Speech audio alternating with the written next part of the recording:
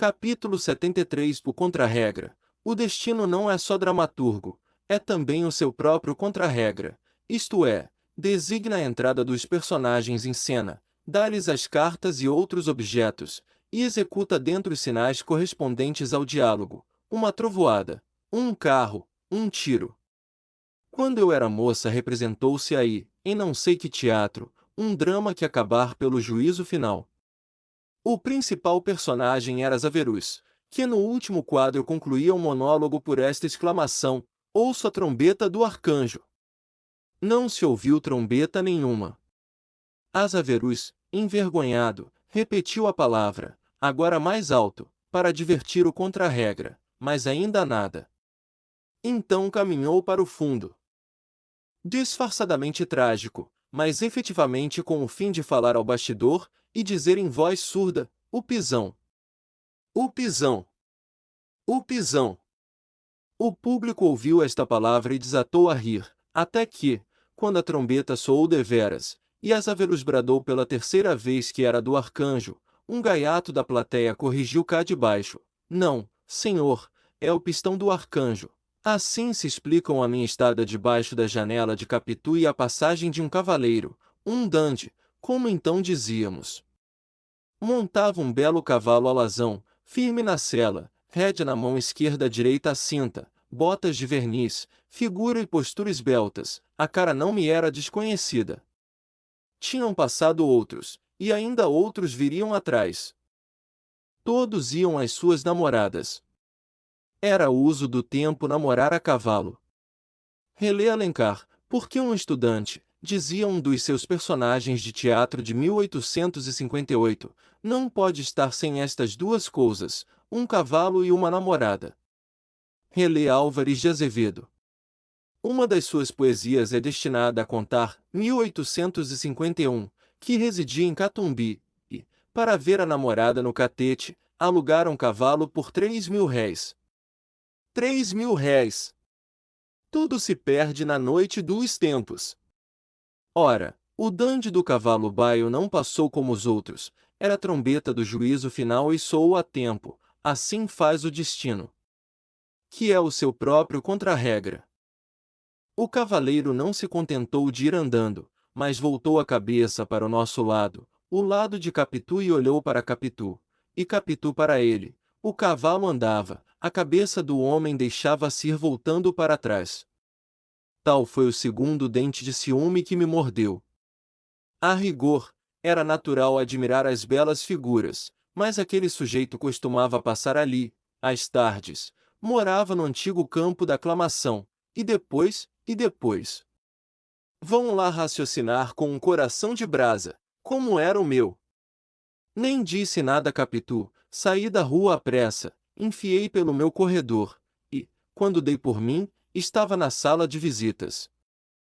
Capítulo 74. A Presília. Na sala de visitas, tio Cosme e José Dias conversavam, um sentado, outro andando e parando. A vista de José Dias lembrou-me o que ele me dissera no seminário, aquilo enquanto não pegar algum peralta da vizinhança que queise com ela. Era certamente alusão ao cavaleiro. Tal recordação agravou a impressão que eu trazia da rua, mas não seria essa a palavra, inconscientemente guardada, que me dispus a crer na malícia dos seus olhares. A vontade que tive foi pegar em José Dias pela gola, levá-lo ao corredor e perguntar-lhe se falará de verdade ou por hipótese, mas José Dias, que parara ao ver-me entrar, continuou a andar e a falar. Eu, impaciente, queria ir à casa ao pé. Imaginava que Capitu saísse da janela assustada e não tardasse a aparecer, para indagar e explicar. E os dois falavam, até que tio Cosme ergueu-se para ir ver a doente, e José Dias veio ter comigo, ao vão da outra janela.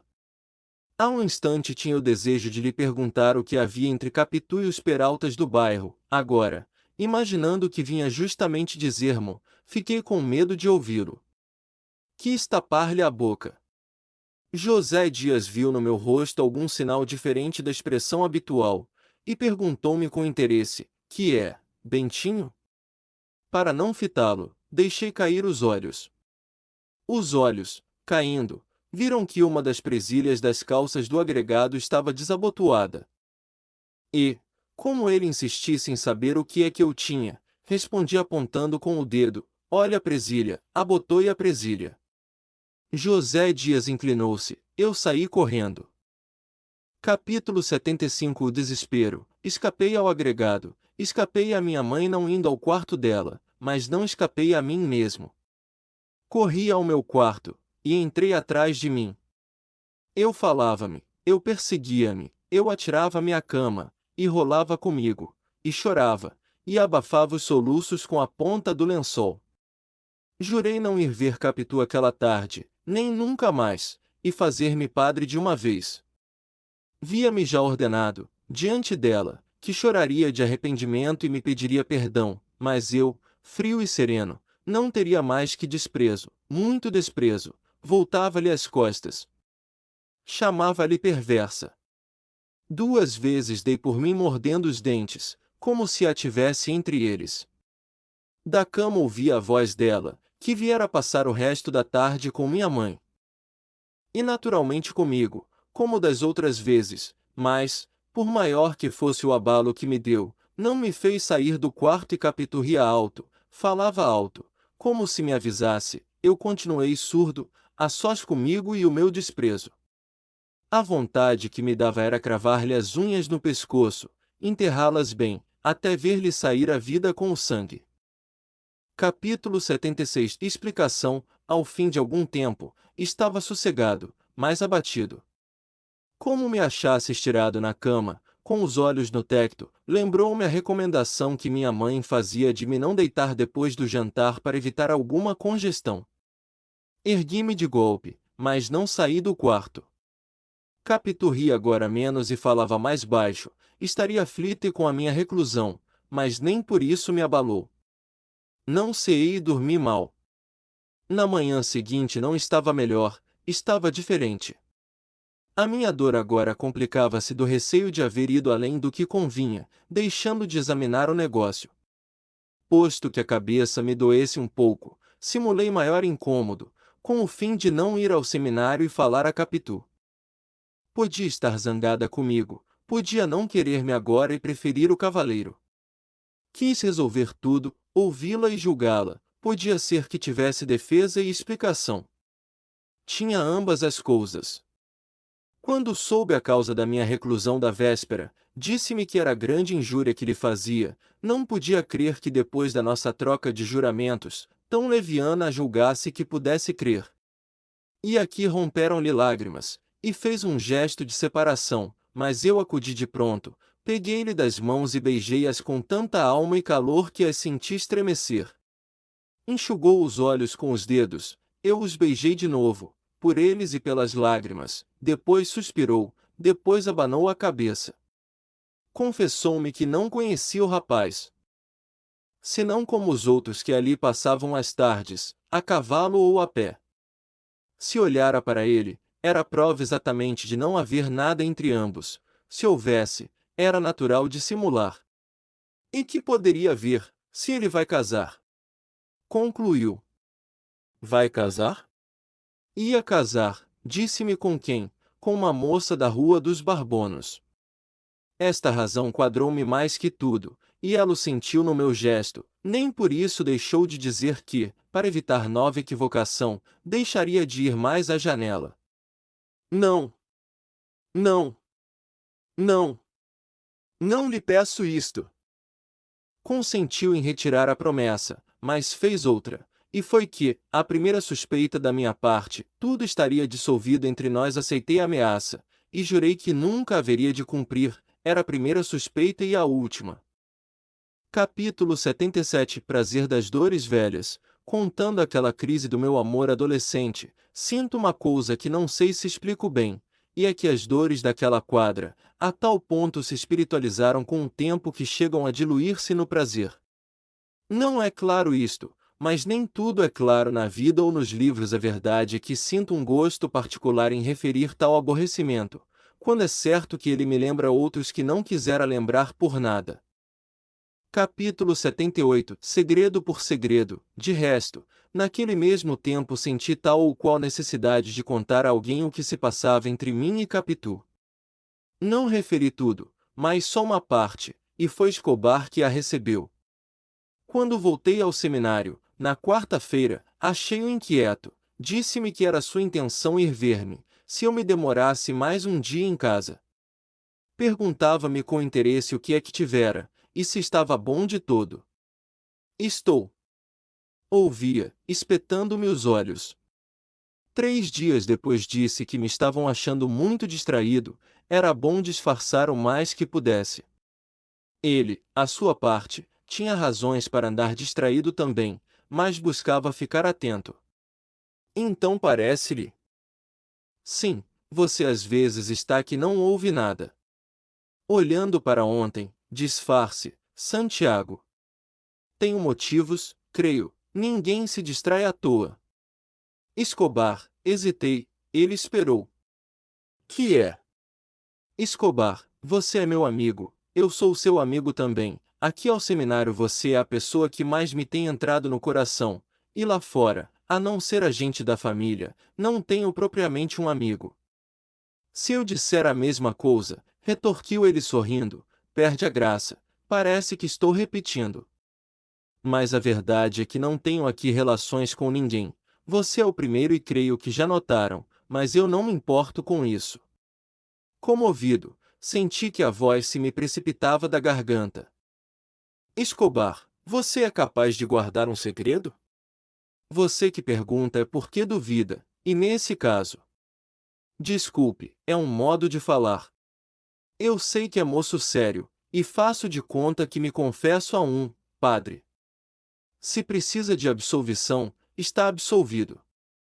Escobar, eu não posso ser padre.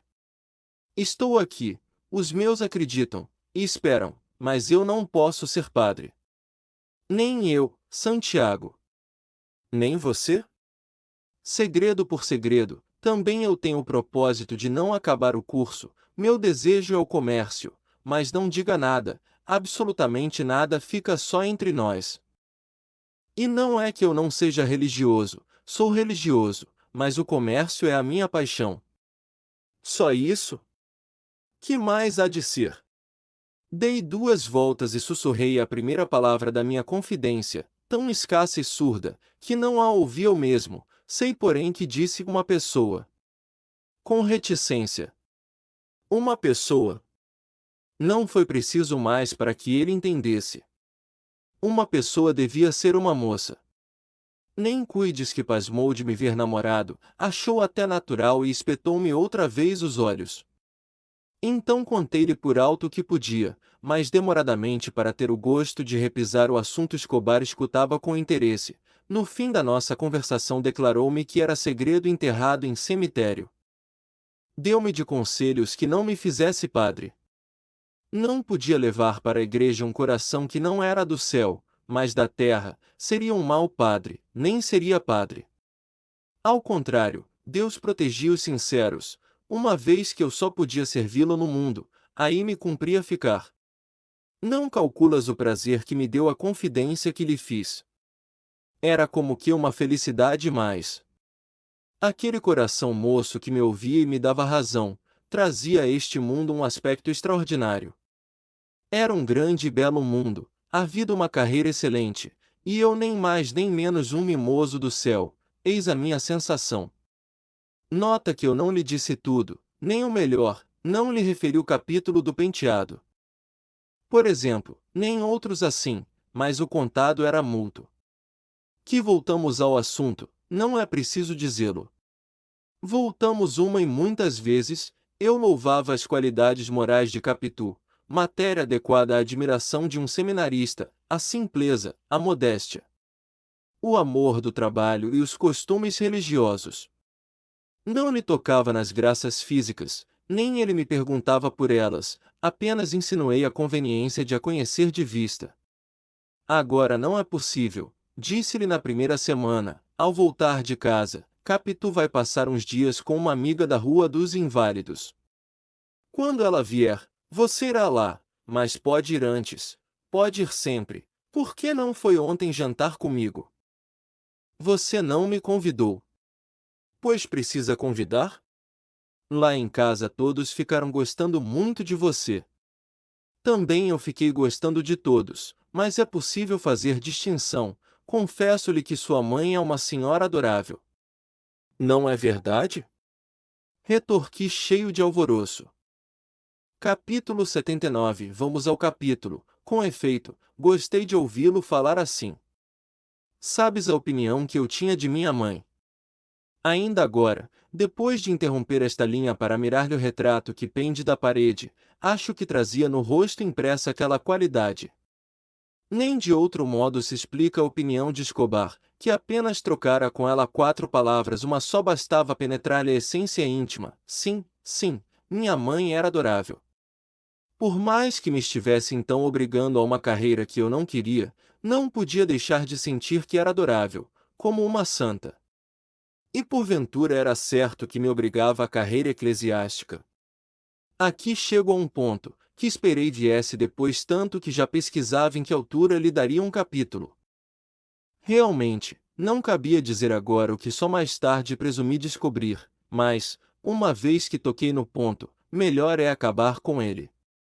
É grave e complexo, delicado e sutil, um destes em que o autor tem de atender ao filho, e o filho há de ouvir o autor, para que um e outro digam a verdade, só a verdade, mas toda a verdade. Cabe ainda notar que esse ponto é que torna justamente a santa mais adorável, sem prejuízo, ao contrário, da parte humana e terrestre que havia nela. Basta de prefácio ao capítulo. Vamos ao capítulo. Capítulo 80. Venhamos ao capítulo. Venhamos ao capítulo. Minha mãe era temente a Deus, sabes disto, das suas práticas religiosas, e da fé pura que as animava. Nem ignoras que a minha carreira eclesiástica era objeto de promessa feita quando fui concebido. Tudo está contado oportunamente. Outorgam, sabes que para o fim de apertar o vínculo moral da obrigação, confiou os seus projetos e motivos a parentes e familiares. A promessa, feita com fervor, aceita com misericórdia, foi guardada por ela, com alegria, no mais íntimo do coração. Penso que lhe senti o sabor da felicidade no leite que me deu a mamar. Meu pai, se vivesse, é possível que alterasse os planos, e, como tinha vocação da política, é provável que me encaminhasse somente à política, embora os 2 ofícios não fossem nem sejam inconciliáveis, e mais de um padre entre na luta dos partidos e no governo dos homens.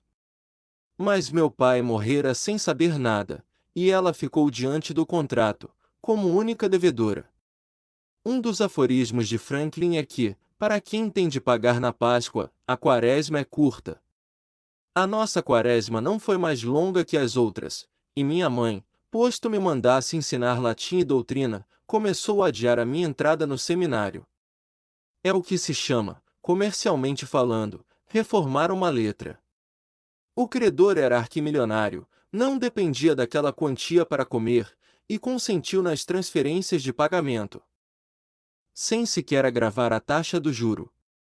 Um dia, porém, um dos familiares que serviam de endossantes da letra, falou da necessidade de entregar o preço ajustado, está num dos capítulos primeiros. Minha mãe concordou e recolhi-me a S. José. Ora, nesse mesmo capítulo, verteu ela umas lágrimas, que enxugou sem explicar, e que nenhum dos presentes, nem tio Cosme, nem prima Justina, nem o agregado José Dias entendeu absolutamente. Eu, que estava atrás da porta, não as entendi mais que eles. Bem examinadas, apesar da distância, vê-se que eram saudades prévias, a mágoa da separação, e pode ser também, é o princípio do ponto, pode ser que arrependimento da promessa. Católica e devota, sentia muito bem que as promessas se cumprem, a questão é se é oportuno e adequado fazê-las todas, e naturalmente inclinava-se à negativa. Por que é que Deus a puniria, negando-lhe um segundo filho? A vontade divina podia ser a minha vida, sem necessidade de lhe dedicar a Beovo. Era um raciocínio tardio, devia ter sido feito no dia em que fui gerado. Em todo caso, era uma conclusão primeira, Mas, não bastando concluir para destruir, tudo se manteve, e eu fui para o seminário. Um cochilo da fé teria resolvido a questão a meu favor, mas a fé velava com os seus grandes olhos ingênuos. Minha mãe faria, estreite pudesse, uma troca de promessa, dando parte dos seus anos para conservar-me consigo, fora do clero, casado e pai, é o que presumo, assim como suponho que rejeitou tal ideia, por lhe parecer uma deslealdade. Assim a senti sempre na corrente da vida ordinária. Sucedeu que a minha ausência foi logo temperada pela assiduidade de Capitu. Esta começou a fazer-se-lhe necessária. Pouco a pouco veio-lhe a persuasão de que a pequena me faria feliz. Então, é o final do ponto anunciá-lo, a esperança de que o nosso amor, tornando-me absolutamente incompatível com o seminário, me levasse a não ficar lá nem por Deus nem pelo diabo. Esta esperança íntima e secreta entrou a invadir o coração de minha mãe. Neste caso, eu romperia o contrato sem que ela tivesse culpa.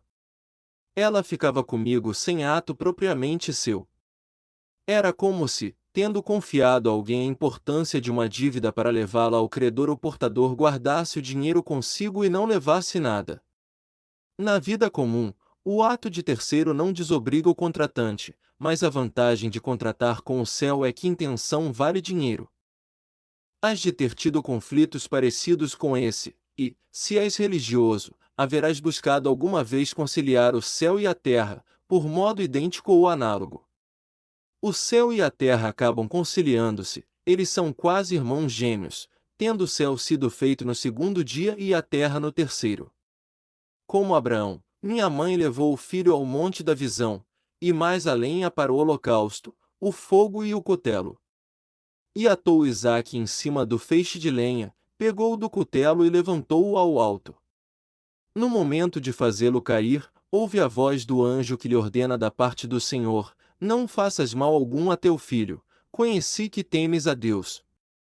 Tal seria a esperança secreta de minha mãe.